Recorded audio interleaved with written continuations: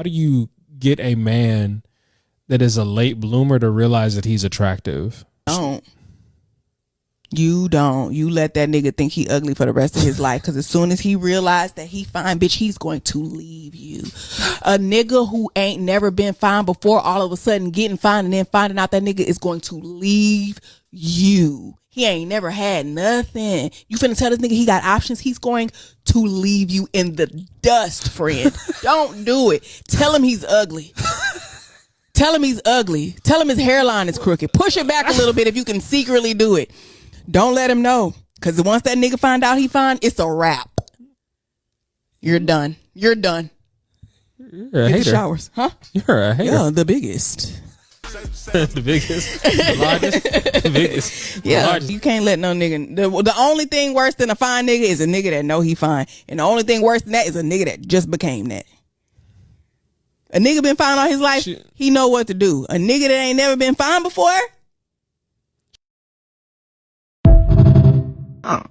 Bitch dependency is no laughing matter. Addiction to a bitch can fuck with your friends, your health, and scary enough, even your money.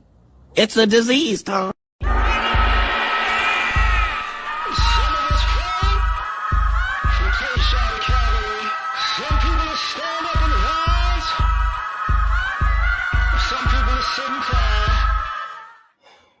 What's happening, fam? L.A.R. movement still moving. Subscriber died trying. You see the thumbnail. The clip was hilarious. If they know you settled and you don't know you settled, it could be some problems.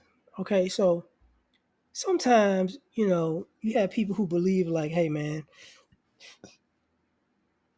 this person don't know how good they are, so I can't never let them really know. Because if I do, they're gonna realize that, you know what I'm saying, they losing in this situation. So I got to I got to keep this under wraps. Or or some people, who are insecure, they make other people feel insecure because it's like, hey, I'm not gonna get no better. But you, on the other hand, you keep getting better. So I got to make you feel like this big on a regular basis and hope, that you believe that I'm your only option, right? It happens. You got some people who, they find out that they're like that, right? And they're like, oh, I'm a showstopper. Okay. And then it's like, cool, that's nice, but I'm stopping the show with the person who was with me before I find out I was a showstopper. I ain't gonna do no better. Like they love the person, not the showstopper. When you're not insecure, right? But a lot of y'all don't realize a lot of y'all relationships didn't work out because of this.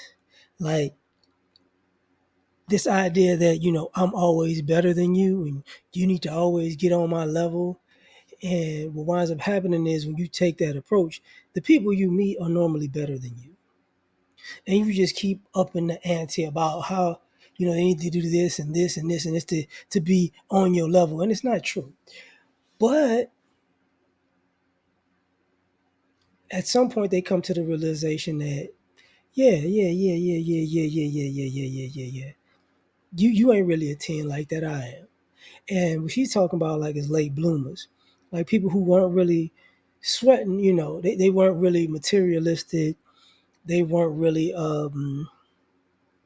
looking for the attention, or they didn't get the attention, or they wasn't putting themselves in a position to receive the attention, you know. And people go, oh, I got a diamond in the rough. Oh, I got to keep this diamond under wraps before it get polished on these people. And is it a true statement that people can start feeling themselves and move on? Yeah. Is that normal? Like what it is a lot of times for a lot of guys, and it's weird, it's sad to say it's still like this, you're really not as attractive until you got somebody. And sometimes people try to make you feel like they made you. And sometimes people's normal evolution has them being more in demand as they get older. Some people age gracefully, some people age into, showstopper, and some people they fall off. And this is the issue. Like, it's nothing wrong with being a late bloomers, because a lot of times late bloomers start peaking when, how can I say this? The people who were good out of the gate start falling off. So when the people, are feeling themselves like, I've been on top for years. Yeah, yeah, yeah. And the person that's a late bloomer is surpassing you, and is down is the only way you got to go. And sometimes you wind up in a situation where the late bloomer gets with the person who's on a downward, and they don't like that. Oh, I don't like that shit. I don't like that shit at all. So you wind up in a situation. But here's an interesting thing that I've noticed. A lot of times there's a stereotype that late bloomers, you know, have like a midlife crisis and now I'm getting all the attention. That's not normally how it go though. Normally how it goes is it's like they late bloomers, they cool with it. And they can maintain, whatever they got as late bloomers. But they're normally still the person they were when they weren't really sought out like that. So a lot of times when you have that mindset of a person who feels like they're entitled to, let's just say, attention. Now that when the attention shifts from you to the other person, it's a blow to the ego, because you could say that, I was at this level and I settled for this person, and then they became a late bloomer and they surpassed you, and now it's like, oh, they settling for me, but I don't want them to know that, because if they was in the same predicament, like, I would leave them. Because a lot of times, and this is the weird thing about that, a lot of the times people who's saying they settle for a person, that person is already above them. They're just saying that for let's just say as a sales pitch for confidence purposes. So because a confident person believes they're better than a productive person, because a productive person isn't quote unquote confident. And what winds up happening is when a productive person gets confident, the confident person has nothing because they don't produce. And it looks stupid to just walk around with confidence and you got no, you got no wins, you got no medals, you got no trophies. But the productive person's got wins, they got medals, they got trophies, and now they got the confidence that really, in my opinion, doesn't matter. You know, but when people think, oh, this person got the aura now, what am I gonna do? Like, they better. It's like, if they found out they selling for you, they probably won't care. The only time that I ain't gonna say the only time, the time that it comes out that a person is about to throw you under the bus is if you tell them you settle for them, they surpassed you, and now they see themselves and they start feeling themselves and they go, oh, this is how you did me, so I'm doing it. So get ready. Get ready. And this is where people, this is what a lot of people deal with when they, what do you call it? When they double back. When they spin the block, whatever they say now, I don't give a fuck. But that's what normally happens. A person thinks they're better than a person. Time passes, that person actually becomes better than them, and then they go, "Oh, now you on my level." Now that person goes, oh no, I'm way better than you."